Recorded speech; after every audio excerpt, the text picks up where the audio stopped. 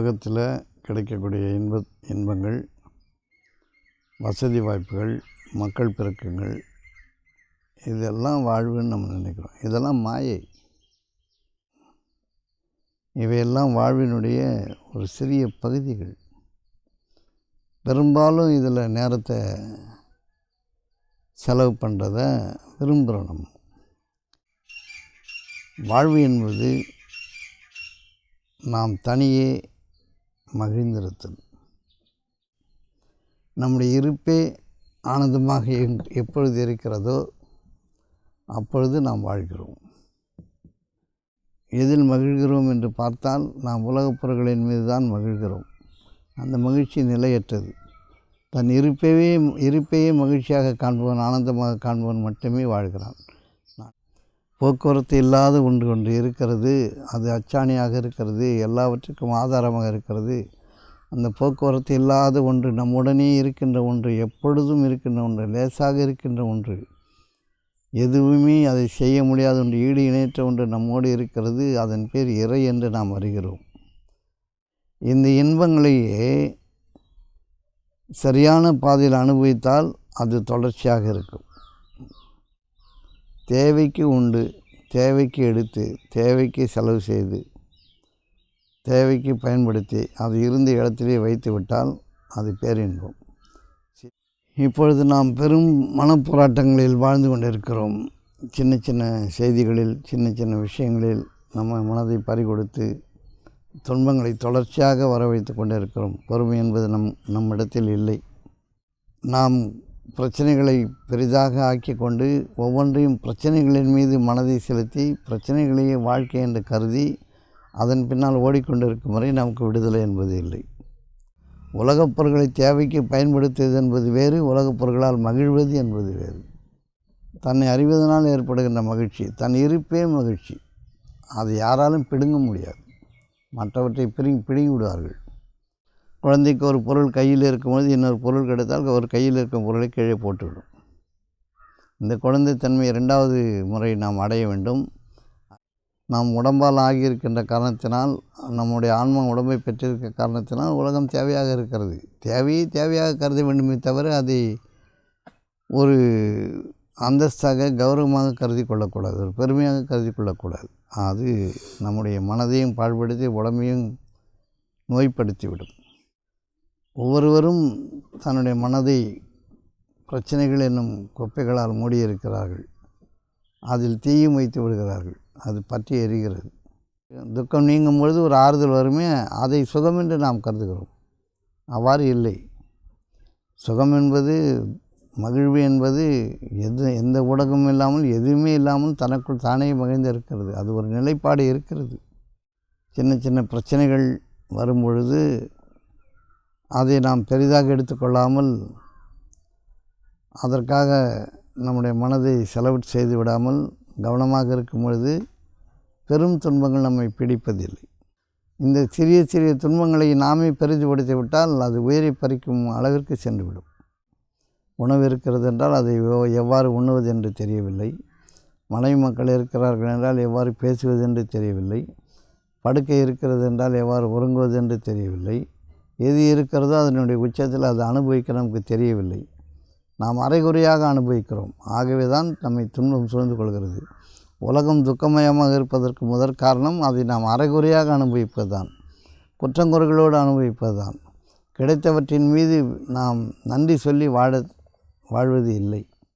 கிடைத்த உணவு, கிடைத்த உடை, கிடைத்த வீடு, இவைகளை பூரணமாக அனுபவித்து அளித்தவற்றிலிருந்து நாம் செலவும் செய்ய வேண்டும்.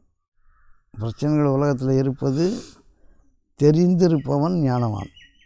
பொருள்களிலிருந்து விடுதலை பெறுவது வாழ்வு. அழுத்தத்திலிருந்து விடுதலை பெறுவது வாழ்வு. இருப்பதை இருக்கும் இடத்திலே விட்டுவிட்டு தன் இருப்பை உணர்வது வாழ்வு. வாழ்வின் ஆதாரம் எங்கே இருக்கிறது? உள்ளே வா, வெளியே வா. முதல்ல வாழ்வுன்னா என்னன்னு தெரியணும்ல.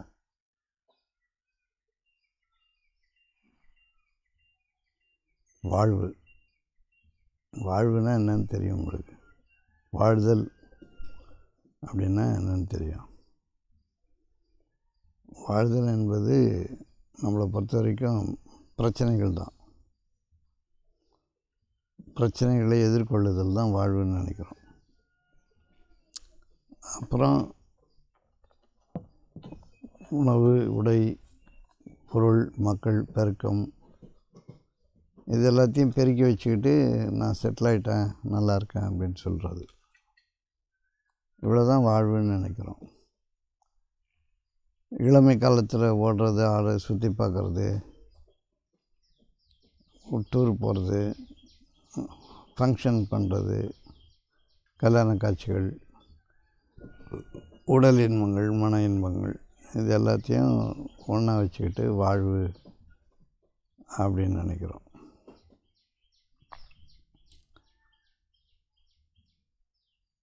பொதுவாக உலகத்தில் கிடைக்கக்கூடிய இன்பங்கள், வசதி வாய்ப்புகள், மக்கள் பெருக்கங்கள், இதெல்லாம் வாழ்வுன்னு நம்ம நினைக்கிறோம். இதெல்லாம் மாயை. இதெல்லாம் இருக்கும், கொஞ்சம் நேரம் சுகமாக இருக்கும், மறைஞ்சிரும். அதனால் இது வாழ்வில் சேராது. These are all time passing. நேரத்தை கடத்துதல். நேரத்தை சும்மா இருந்தீங்கன்னா உங்களால் கடத்த முடியாது. வெறுமனே இருந்தோன்னா நேரம் போகிறது ரொம்ப கஷ்டமாக இருக்கும். அதனால் எங்கேஜாகிடுது. எதையாவது ஈடுபட்டு மனதையும் உடம்பையும் பயன்படுத்தி சில நிமிட நேர சுகங்களை அல்லது சில மணி நேர சுகங்களை அனுபவிக்கிறது. எந்த ஒரு சுகமும் தொடர்ச்சியாக அனுபவிக்க முடியாது. சாப்பிட்றது தொடர்ச்சியாக சாப்பிட முடியாது. பேசுகிறது தொடர்ச்சியாக பேசிகிட்டே இருக்க முடியாது. விளையாடுறத தொடர்ச்சியாக விளையாட முடியாது. உலக சுகங்கள் எல்லாமே ஒரு காலத்தவணைக்குள்ள சுருக்கமான சுகங்கள் தான். இதுதான் நம்ம வாழ்வுன்னு நினைக்கிறோம்.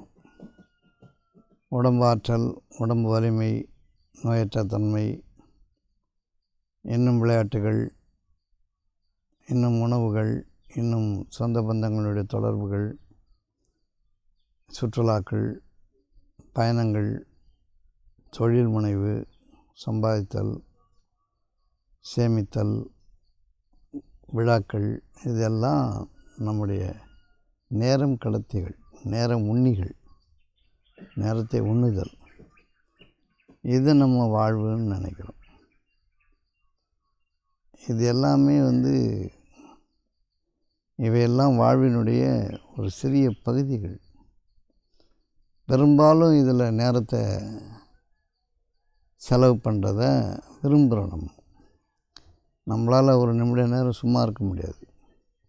ஏதாவது ஒரு வேலை செய்யணும், எங்கேயாவது சுற்றணும், எதையாவது தின்னணும், இல்லைன்னா தூங்கணும், இல்லைன்னா சண்டை போடணும், இல்லைன்னா காதல் பண்ணணும், ஏதாவது ஒரு தொழில் ஆரம்பிக்கிறது, வீடு கட்டுறது, தோட்டம் அமைக்கிறது, இது எல்லாமே ஏதாவது ஒன்று நம்ம செய்யணும். செய்தால் தான் நம்மளால் நிம்மதியாக இருக்க முடியும். அதன் பின்னணியில் நம்ம வாழறதா நம்ம கற்பனை செய்கிறோம். வாழ்வது இல்லை, நம்முடைய நேரங்கள் உண்ணப்படுகின்றன. சில சந்தோஷங்கள், நிமிட நேர சந்தோஷங்களுக்காக நேரங்கள் சாப்பிடப்படுகின்றன. இந்த நேரத்தில் நமக்கு கிடைக்கக்கூடிய சுகங்களின் பின்னால் நாம் ஓடிவிடுகிறோம். இது வீணும் விளையாட்டமின்றி வேறு இல்லை. இப்போ இது வாழ்க்கையில் சேராது.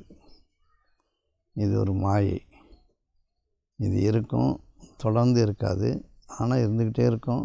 நமக்கு கொஞ்சம் நேரம் இருக்கும். உலகத்தில் எல்லாமே தொடர்ச்சியாக நடந்துக்கிட்டே இருக்கும். நம்மளை நம்பி செய்த எதுவும் ஒரு காலத்தில் நம்பிக்கைக்குரியதாக இருக்காது. மதிப்பு மிகுந்ததாக நம்ம நினச்சதெல்லாம் ஒரு நாள் மதிப்பற்று போயிடும்.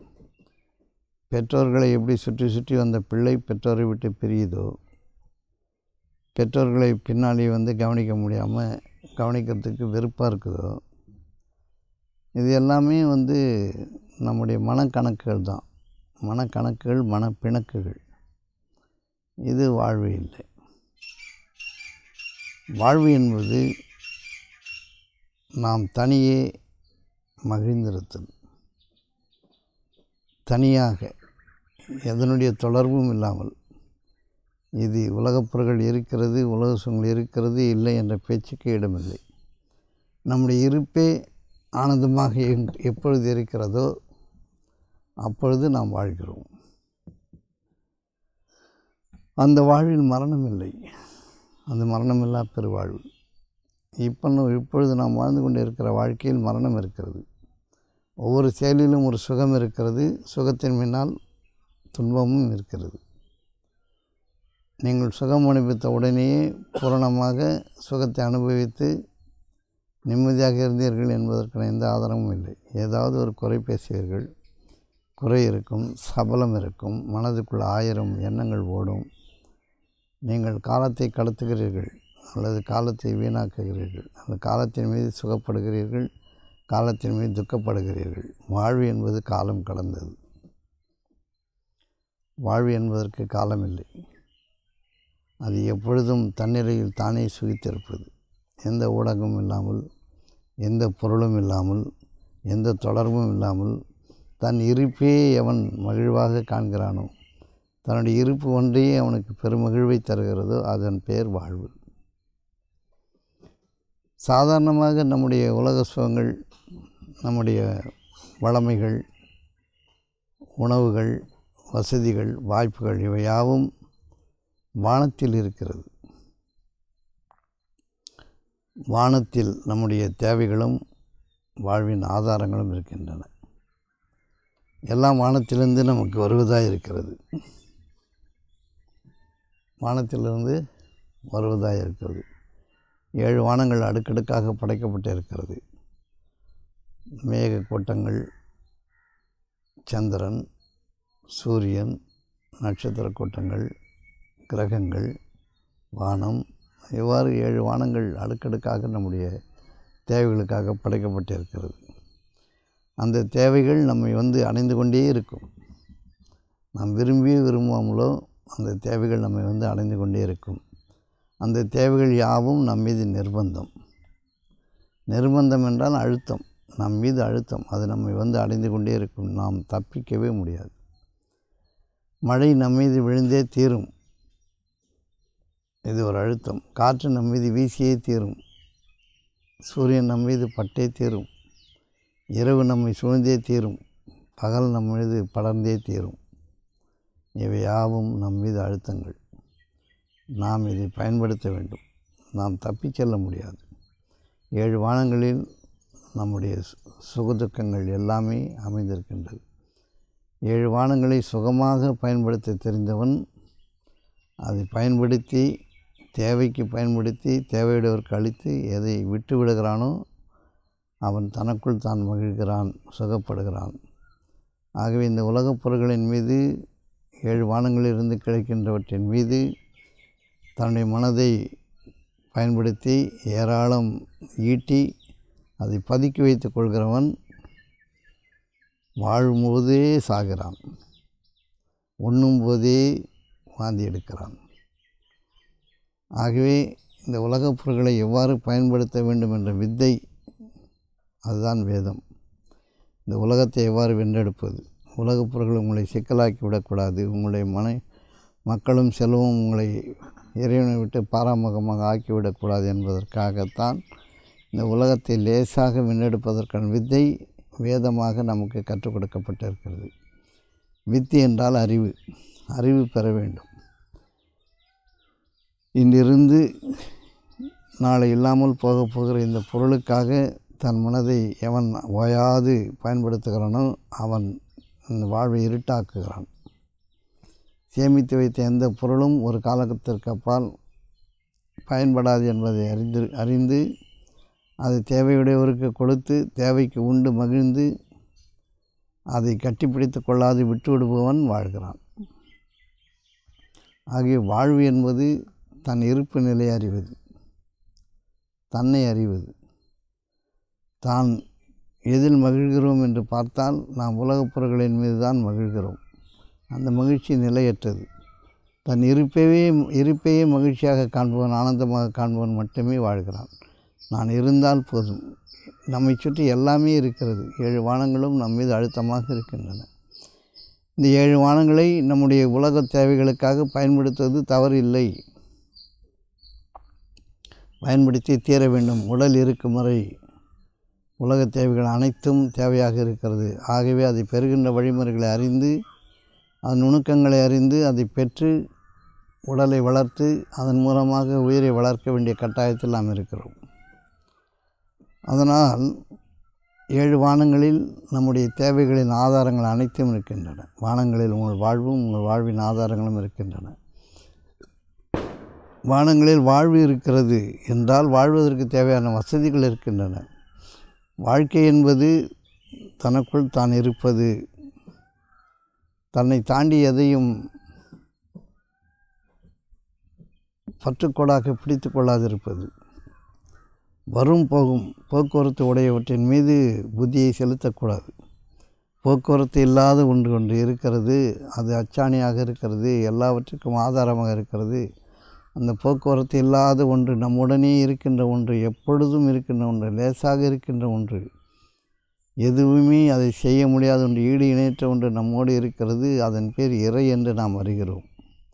அந்த இறைவனோடு இருத்தலை நாம் இறுக்கமாக பற்றி கொள்ளும் பொழுது நாம் வாழ்ந்து கொண்டிருக்கிறோம் என்று பொருள். அதுவல்லாது உலக தேவையின் மீது ஓயாது மனதை செலுத்தி கொண்டு வசதி வாய்ப்புகளை பெருக்கிக் கொண்டு பொருள்களை சேகரித்து வைத்து கொண்டு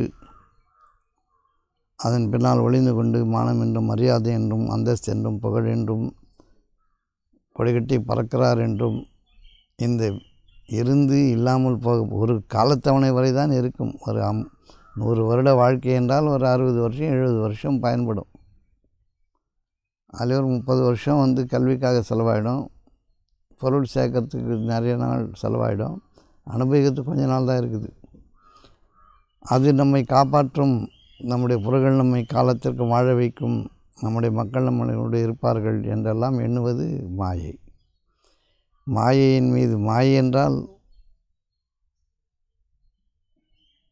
இருக்கும், சிறு சுகங்களை கொடுக்கும், பின்பு மறைந்து போகும். அந்த மாயை தொடர்ச்சியாக நம்மை மூடியிருக்கிறது. ஆகவே நாம் வாழ்வு என்று எண்ணுவது நேரத்தை உண்ணுகின்ற இந்த பொருள்களைத்தான், இந்த இன்பங்களைத்தான். இந்த இன்பங்களையே சரியான பாதையில் அனுபவித்தால் அது தொடர்ச்சியாக இருக்கும்.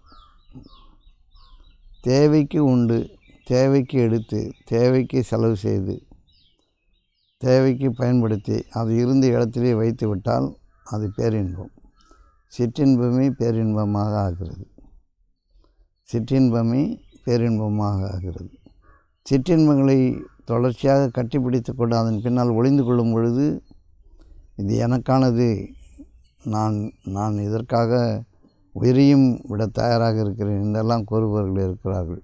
சாதாரண உலக சுகங்களுக்காக உயிரை துறப்பவர்களும் இருக்கிறார்கள். அதை பெரிதாக கருதுபவர்களும் இருக்கிறார்கள். அது இல்லாவிட்டால் வாழ்வே இல்லை என்று எண்ணுபவர்களும் இருக்கிறார்கள். ஒரு நாள் வரும், அது இல்லை என்றாலும் நீ வாழ்வாய் என்று இறைவனுக்கு துக்கங்களை கொண்டு காட்டுவான். நீங்கள் நம்பிய எல்லாம் உங்கள் கைவிட்டு போகும். நீங்கள் பயன்படுத்திய எதுவும் உங்களுக்கு பயன்படாமல் போகின்ற காலமும் உண்டு.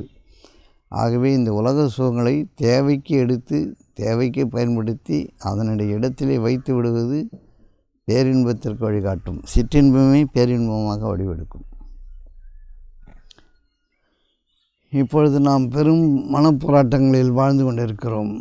சின்ன சின்ன செய்திகளில், சின்ன சின்ன விஷயங்களில் நம்ம மனதை பறிகொடுத்து துன்பங்களை தொடர்ச்சியாக வர வைத்து கொண்டிருக்கிறோம். பொறுமை என்பது நம்மிடத்தில் இல்லை. நாம் பிரச்சனைகளை பெரிதாக ஆக்கி கொண்டு ஒவ்வொன்றையும் பிரச்சனைகளின் மீது மனதை செலுத்தி பிரச்சனைகளையே வாழ்க்கை என்று கருதி அதன் பின்னால் ஓடிக்கொண்டிருக்கும் வரை நமக்கு விடுதலை என்பது இல்லை. விடுதலை என்பது தனக்குள் தான் மகிழ்வது. தான் மகிழ்வதற்கு இங்கு ஒன்றுமே இல்லை. உலகப் பொருட்களை தேவைக்கு பயன்படுத்துவது என்பது வேறு, உலகப் பொருட்களால் மகிழ்வது என்பது வேறு. தேவைக்கு உலகப் பொருட்களை பயன்படுத்துவது என்பது அவசியம், கட்டாயம். என்னால் உடல் வாழ வேண்டும். உலகம் இயங்க வேண்டும். ஆகவே தேவைக்கு உலகப் பொருட்களை பயன்படுத்துவதும் ஆனந்தத்திற்கும் வாழ்வுக்கும் எந்த சம்பந்தம் இல்லை. அது கட்டாய தேவை, அது ஒரு அழுத்தம், அது ஒரு நிர்பந்தம். நீங்கள் அதை அனுபவித்தே ஆக வேண்டும். அனுபவித்தே ஆக வேண்டிய ஒன்றை உங்களுடைய கௌரவமாக கருதுவது, அதாவது அதை வைத்துக்கொண்டு பெருமை தேடுவது மட்டும்தான் குற்றம். அதை அனுபவிப்பதற்கும் மகிழ்விற்கும் எந்த சம்மந்தமும் இல்லை. பசி எடுத்தால் உண்ண வேண்டும். உண்பதனால் உடம்பு சாந்தமடையும். அதில் மகிழ்வதற்கு ஒன்றுமில்லை. ஒரு பொருள் கிடைத்தால் அதை பயன்படுத்த வேண்டும். பயன்படுத்த முடியாவிட்டால் அதை தூர வைத்து விட வேண்டும். அதை கட்டிப்பிடித்து கொண்டு இருக்கக்கூடாது. உங்களுக்கு பயன்படாத எது ஒன்றையும் சேர்த்து வைத்திருப்பது உங்களை பாரமாக ஆக்கிவிடும். ஆகவே உலகப் பொருட்களை கட்டாயப்படுத்தி அனுபவிக்க முடியாது. ஒரு வெயிலையோ மழையோ உங்களுக்கு அளவுக்கு மேல் அனுபவிக்கவே முடியாது. அது எவ்வளவு உங்களுக்கு வருகிறதோ அதன் அளவில் தான் உங்கள் உடம்பு ஏற்றுக்கொள்கிறதோ அதன் அளவில் தான் அதை அனுபவிக்க முடியும். அது கட்டாயம், அது ஒரு அழுத்தம். நீங்கள் அதிலிருந்து தப்பிக்க முடியாது.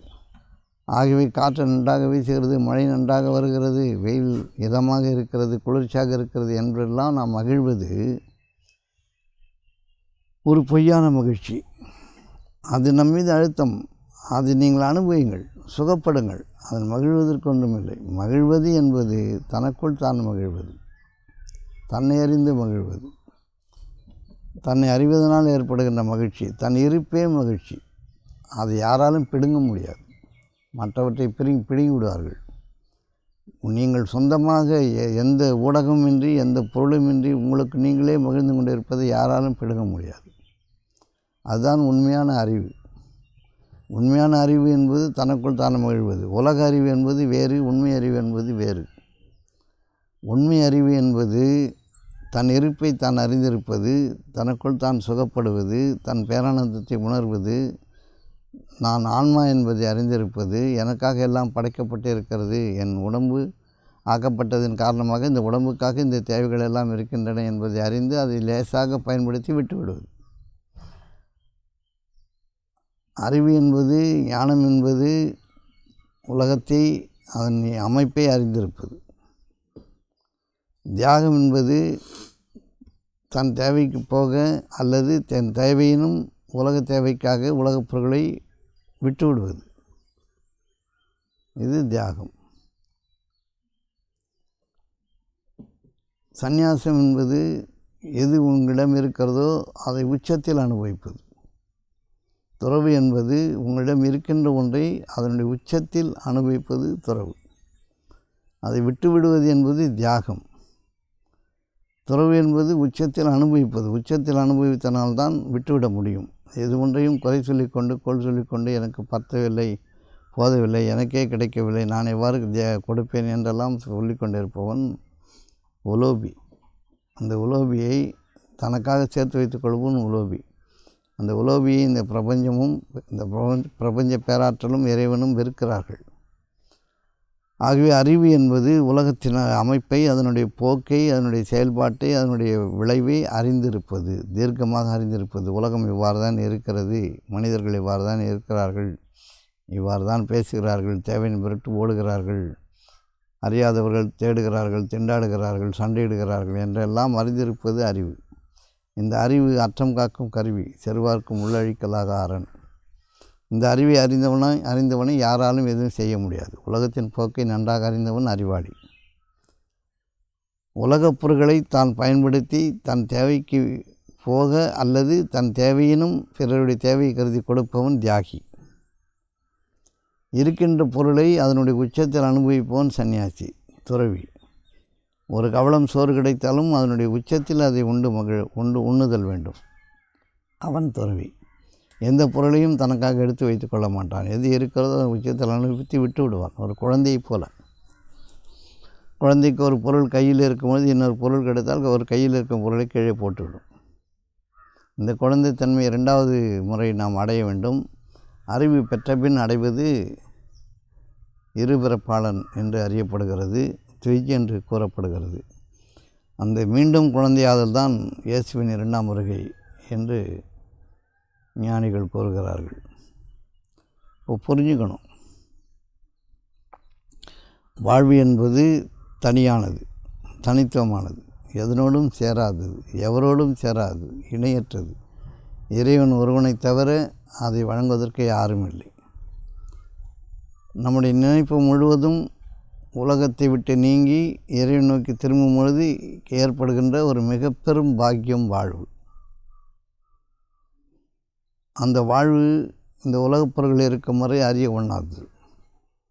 இந்த உலகப் பொருள்களின் மீது இச்சை இருக்கும் வரை அது அறிய ஒண்ணாது. உங்களுக்கு மனிதர்கள் மீது இரக்கம் வரும், கோபம் வரும், அன்பு வரும், வெறுப்பு வரும், பொருள்களின் மீது இச்சை வரும், அனுபவிப்பீர்கள், வெறுப்பீர்கள், எல்லாம் செய்து கொண்டு இருக்கும் வரை வாழ்வு வராது. உலகப் பொருளோடு உங்களுடைய உடம்பு தான் தொடர்புடையதே தவிர, மனம்தான் தொடர்புடையதே தவிர உங்களுடைய ஆன்மா தொடர்புடையது இல்லை.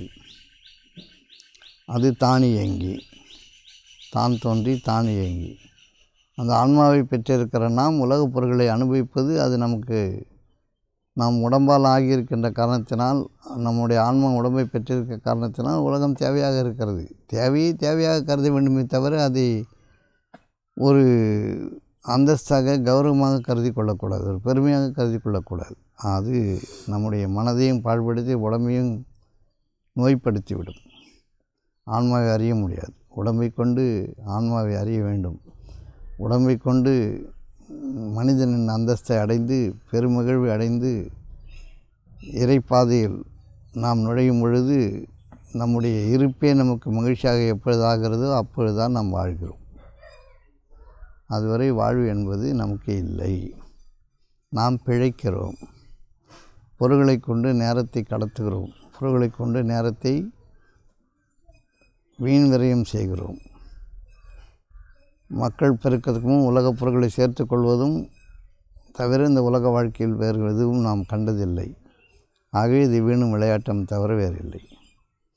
வீணும் விளையாட்டையும் வீணாகவும் விளையாட்டாகவும் போகின்ற ஒன்றை வெறித்தனமாக பற்றி பிடித்து கொள்வது நம்முடைய அறியாமை. அது வாழ்வு என்பதை நாம் அறிந்து கொள்ள வேண்டும். வாழ்வு என்பது உலகப் பொருள்களை அனுபவிக்க வேண்டுமே தவிர அதை ஆசையோடு பற்றி பிடித்து கொள்ளக்கூடாது. உடம்பு இருக்கும் வரை உலகப் பொருட்கள் தேவை என்பதை அறிந்து உலகத்தை அதனுடைய இயல்பில் அதனுடைய உச்சத்தில் நாம் அனுபவித்து விட்டுவிட வேண்டும். இந்த விட்டுவிடுகின்ற குணம் இல்லாத பொழுது வாழ்வு நம்மை வந்து அடையாது. வாழ்வு நம்மை வந்து அடையாது. நாம் பிரச்சனைகளில் மூழ்கி போயிருக்கிறோம். நமக்கு ஏராளம் பிரச்சனை இருக்கிறது. ஒவ்வொருவரும் தன்னுடைய மனதை பிரச்சனைகள் என்னும் குப்பைகளால் மூடியிருக்கிறார்கள். அதில் தீயும் வைத்து விடுகிறார்கள். அது பற்றி எரிகிறது. தானாக கிடைக்க வேண்டியதை தடி எடுத்து அடிக்கிறார்கள். சும்மா இருந்தாலே நிறைய விஷயங்கள் தானாக சரியாகிவிடும். அதை குழப்பி பேசி பெற்ற அறிவை கொண்டு, உலக அறிவை கொண்டு, உலக படைப்பை கொண்டு, உலக புத்திமதிகளை கொண்டு வாழ்வை தொட்டு பார்க்கிற பொழுது வாழ்வு உங்களுக்கு வகைப்படுவதாக இல்லை, வசப்படுவதாகவும் இல்லை. குழப்பமே மிஞ்சுகிறது. ஆகவே பிரச்சனைகளை பெரிதாக எண்ணிக்கொண்டிருக்கும் வரை வாழ்வு நம்மை வந்து அடையாது. பிரச்சனைகளாக இருக்கட்டும். சாதாரணமாக ஒரு பிரச்சனை அப்படின்னா ஏதோ ஒன்று மக்கள் தங்களுடைய சுகத்துக்காக செய்திருவாங்க. இப்போ குப்பையை பெருகி பக்கத்தில் கொட்டி வச்சுருவாங்க. அவங்க வீட்டு குப்பையை பெருக்கி பக்கத்தில் கொட்டி வச்சுருவாங்க. அவங்களுக்கு அவ்வளோதான் முடியுதுன்றது தெரியுது. கொண்டு போய் வேணும்னு கொட்டலான்னா தெரியாமல் கூட கொட்டி வச்சுருவாங்க. பக்கத்துக்காரன் சண்டைக்கு வருவான், ஏன் எங்கள் வீட்டில் குப்பையை கொட்டேன்னு. இது அவங்க கொட்டியிருக்காங்க, வேணும்னு கொட்டினாலும் தப்பு தான், தெரியாமல் கொட்டினாலும் தப்பு தான். சரி, அவங்க வேணும்னு கொட்டினாங்களா இல்லை தெரியாமல் கொட்டினாங்களான்னு இந்த வந்து விசாரித்து பார்த்துருக்கணும். இப்போ இது ஒரு பிரச்சனையாகிடும். இது எவ்வளோ நேரத்தை சாப்பிடும், ஏன் என் வீட்டு வாசல் குப்பையை கொட்டேன் அப்படின்னு கேட்குறத வந்து ஆரம்பித்து பெருவாரியான நேரம் அதில் போயிடும். போகிறது இல்லாமல் வாக்குவாதம், வசவுகள், சண்டைகள், மண்டை உடைப்புகள் என்ன வேணால் நிகழ்ந்துடும். இப்போ பார்க்கிங் பிரச்சனையில் கொலை கூட நடந்துச்சு.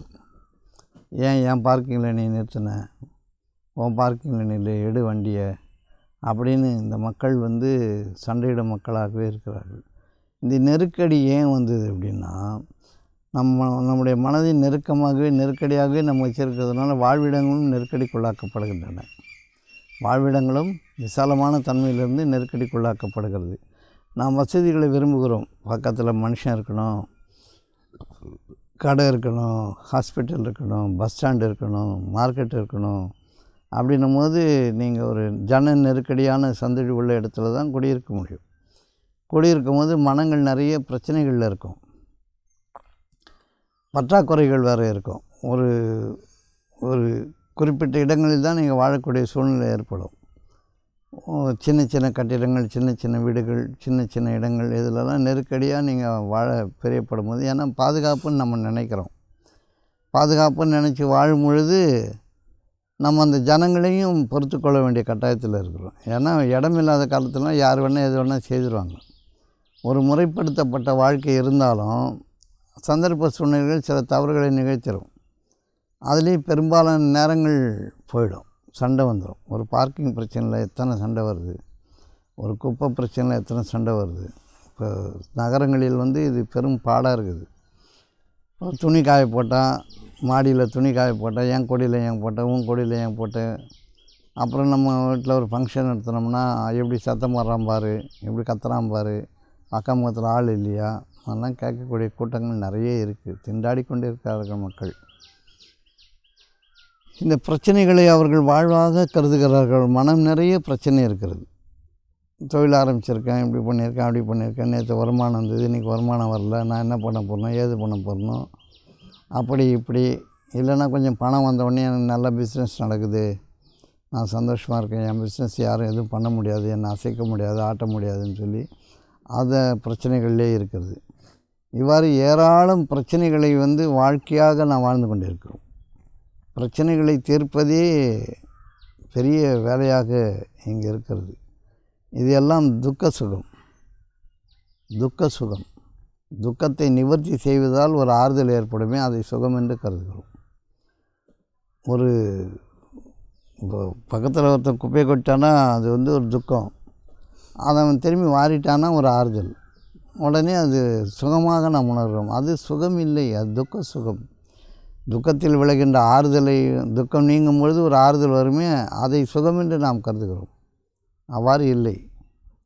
சுகம் என்பது, மகிழ்வு என்பது எந்த ஊடகமும் இல்லாமல், எதுவுமே இல்லாமல் தனக்குள் தானே மகிழ்ந்து இருக்கிறது. அது ஒரு நிலைப்பாடு இருக்கிறது, அது புரியணும்.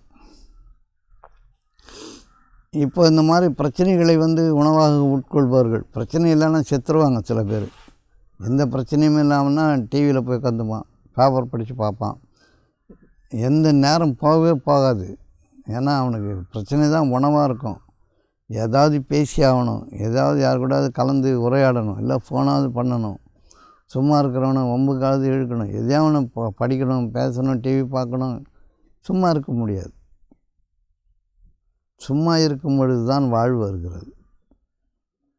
நீங்கள் சுறுசுறுப்பாக வேலைகளை செய்து கொண்டு இருக்கும் பொழுது பிரச்சனைகளுக்கு தீர்வு கண்டு கொண்டிருக்கிறீர்கள், அல்லது பிரச்சனை உருவாக்கி கொண்டிருக்கிறீர்கள், அவ்வளோதான். இது மாதிரி ஏராளம் பிரச்சனைகள் இருக்குது. வாழ்வை ஓட்டுவது என்பது, இந்த நேரத்தை ஓட்டுவது என்பது பிரச்சனைகளை ஓட்டுகிறோமே தவிர ஒரு நேரத்தில் ஒரு நொடி நேரமாவது நாம் வாழ்ந்தோம் என்பது இல்லை, மகிழ்ந்திருந்தோம் என்பது இல்லை. எதன் தொடர்பும் இல்லாமல் நமக்கு நாம் மகிழ்ந்தோம் என்பது சுத்தமாக இல்லை. ஆகவே நம் உலக வாழ்க்கையை, அதில் ஏற்படுகின்ற விளைச்சல்களை, பயன்களை மனதால் எண்ணி எண்ணி அதை அனுபவிக்கிறோம், சுகப்படுகிறோம், அல்லது துக்கப்படுகிறோம், அல்லது சண்டையிடுகிறோம், அல்லது கூடி மகிழ்கிறோம், விருப்பப்படுகிறோம் அல்லது வெறுப்பாகிறோம், கழிக்கிறோம் அல்லது கலைக்கிறோம், எது வேணாலும் செய்கிறோம். இப்போ இதெல்லாம் வாழ்வுன்னு எப்படி நினைக்கிறது? வாழ்வுன்னு எப்படி நினைக்கிறது?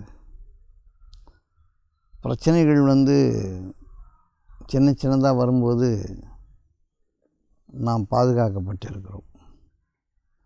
சின்ன சின்ன பிரச்சனைகள் வரும்பொழுது அதை நாம் பெரிதாக எடுத்துக்கொள்ளாமல், அதற்காக நம்முடைய மனதை செலவு செய்து விடாமல் கவனமாக இருக்கும் பொழுது பெரும் துன்பங்கள் நம்மை பிடிப்பதில்லை.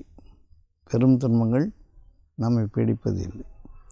சிறு துன்பங்கள் ஏற்படும் பொழுதே நாம் சுதாரித்து கொள்ள வேண்டும். நாம் என்ன தவறு செய்திருக்கிறோமோ இந்த துன்பம் நம்ம வந்து அடைந்திருக்கிறது, இதை சீர் செய்து கொள்ள வேண்டும் என்று நாம் பிரியப்பட வேண்டும். இது ஒரு பக்கம் உலகத்தை கையாளும் முறை, மனிதர்களை கையாளும் முறை. இந்த சிறிய சிறிய துன்பங்களை நாமே பெரிதுபடுத்தி விட்டால் அது உயிரை பறிக்கும் அளவிற்கு சென்றுவிடும். சாதாரண ஒரு சொல், சாதாரண ஒரு யார் காலையாவது மிதிச்சிட்டா கூட போதும், உயிர் போகிறதுக்கான வாய்ப்பு அதிகம், அடிச்சிருவாங்க. ஆகவே மக்களிடம் நாம் எச்சரிக்கையாகவும் பாதுகாப்பாகவும் இருக்க வேண்டுமென்றால் சிறிய சிறிய பிரச்சனைகளை பெரிதுபடுத்தக்கூடாது. அப்படி இருந்தாலாவது உலக வாழ்க்கை ஒருவாறு பிரச்சனைகளோடு வாழ்ந்து விடலாம். இந்த உலக வாழ்க்கை மிகவும் துன்பமயமானதாகத்தான் இருக்கிறது மனங்களால் வாழும் பொழுது. ஆனால் உண்மையாகவே உலக வாழ்க்கை என்பது பெரும் சுகமுடையது, பெரும் வலிமையுடையது. எல்லாம் நமக்கு இலவசமாக கிடைக்கிறது. மழையும் வெயிலும் காற்றும் நட்சத்திர கூட்டங்களும் கிரக கூட்டங்களும் நமக்கு ஏராளம் வழங்கி கொண்டே இருக்கின்றன. அதை வகைப்படுத்தி வாழத்தான் நமக்கு தெரியவில்லை, வகைப்படுத்தி வாழத்தான் தெரியவில்லை. உணவு இருக்கிறது என்றால் அதை எவ்வாறு உண்ணுவது என்று தெரியவில்லை. மனைவி மக்கள் இருக்கிறார்கள் என்றால் எவ்வாறு பேசுவது என்று தெரியவில்லை. படுக்கை இருக்கிறது என்றால் எவ்வாறு உறங்குவது என்று தெரியவில்லை. எது இருக்கிறதோ அதனுடைய உச்சத்தில் அதை அனுபவிக்க நமக்கு தெரியவில்லை. நாம் அரைகுறையாக அனுபவிக்கிறோம். ஆகவே தான் நம்மை துன்பம் சூழ்ந்து கொள்கிறது. உலகம் துக்கமயமாக இருப்பதற்கு முதற் காரணம் அதை நாம் அரைகுறையாக அனுபவிப்பது தான், குற்றங்குறைகளோடு அனுபவிப்பது தான். கிடைத்தவற்றின் மீது நாம் நன்றி சொல்லி வாழ்வது இல்லை. கிடைத்தவற்றின் மீது நாம் நன்றி சொல்வது இல்லை. கிடைத்தவற்றை எடை போடுகிறோம், குறிப்பெடுக்கிறோம், பகுதிகளை அனுபவிக்கிறோம், முழுமையை அனுபவிப்பதில்லை.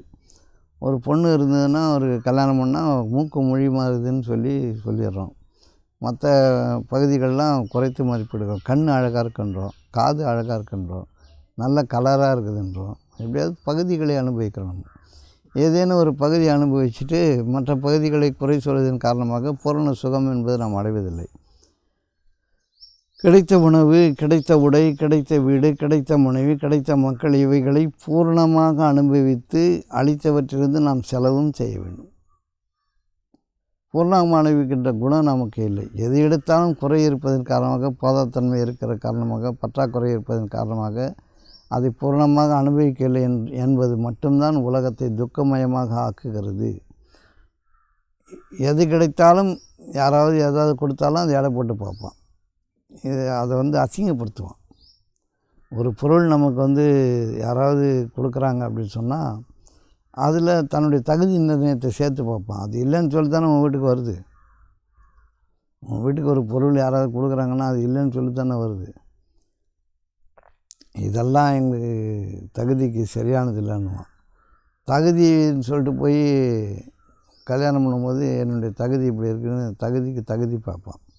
பொண்ணு எடுக்கும்போது, மாப்பிள்ளை பார்க்கும்போதெல்லாம் தகுதி பார்த்து பொண்ணு பொருளை, அது ஒரு பிச்சை தானே. அது 100 சாரம் போடு, 500 சாரம் போடுன்னு கேட்குறதெல்லாம் பிச்சை தானே. எது தகுதி என்பது தெரியவில்லை. மனிதனாக இருப்பதே பெரும் தகுதி. மனிதனாக இருப்பதின் ஒரே காரணத்தால் தான் இத்தனை வானங்களும் பூமியும் நமக்காக வாரி வாரி கொடுக்கிறது. பூமி நம் காலையில் மிதி படுக்கிறது. இவ்வாறு இருக்கும் பொழுது சில பொருட்களை பொறுக்கி வைத்து கொண்டு அதை தகுதி என்று சொல்வதும் அது உயர்வு என்று சொல்வதும் கேலிக்கூத்தாக பிரபஞ்ச பேராற்றல் கருதும். அதை பிடியும் விடும். நீ எதை வைத்து கொண்டு ஆட்டம் போடுகிறாய் அது உன் கையிலிருந்து காலி செய்துவிடும். உன் இருப்பை கரைத்து விடந்தான் தெரியும் உனக்கு நாம் எவ்வளோ இயலாமையில் இருக்கிறோம் என்பதை புரியும். நம்மால் என்ன செய்ய போகிறோம், என்ன முடியும் என்றெல்லாம் நம்முடைய மனம் கதறும். அப்பொழுது நம்முடைய பொருள்கள் நம்முடைய தகுதி இல்லை என்பதை உங்களுக்கு புரிய வைக்கப்படும். பொருள்கள் உங்களுடைய தகுதி இல்லை. பொருள் உங்களிடம் இருக்கும் வரை ஒரு தகுதி இருப்பது போல் ஒரு மாயை இருக்கும். பொருள் கரைந்து விட்டால் உங்களுடைய மனம் காய்ந்து போய்விடும். எரிச்சல் வரும், கோபம் வரும், ஆத்திரம் வரும், இயலாமை வரும், அழுகை வரும், பற்கடிப்பு வரும், வேதனை வரும். அதனால் பொருளை வைத்து கொண்டு தகுதி நிர்ணயம் என்பது இல்லை. மனமும் ஒரு தகுதி நிர்ணயம் இல்லை. மனம் எப்பொழுது உங்களிடம் அடங்கி இருக்கிறதோ, நீங்கள் எப்பொழுது அதுக்கு கட்டளையிடுகிறீர்களோ அப்பொழுது அது வேலை செய்கிறதோ அப்பொழுது தான் நீங்கள் வாழ்வை வாழ்கிறீர்கள். மற்றபடி நீங்கள் அங்கலாய்க்கிறீர்கள். இப்போ பிரச்சனைகளையே வாழ்க்கையாக வச்சுட்டுருக்கிறது வாழ்க்கையாக? பிரச்சனைகள் இருக்கும் பொழுதே தனக்குள் இருப்பது வாழ்க்கையா? பிரச்சனைகள் இருக்கும். பிரச்சனைகள் உலகத்தில் இருப்பது தெரிந்திருப்பவன் ஞானவான். இருக்கத்தான் செய்யும். பிரச்சனைகளை மீற முடியாது. எல்லாமே நம்ம மீது அழுத்தம்தான். எல்லாமே நம்ம மீது அழுத்தம்தான், நிர்பந்தம்தான்.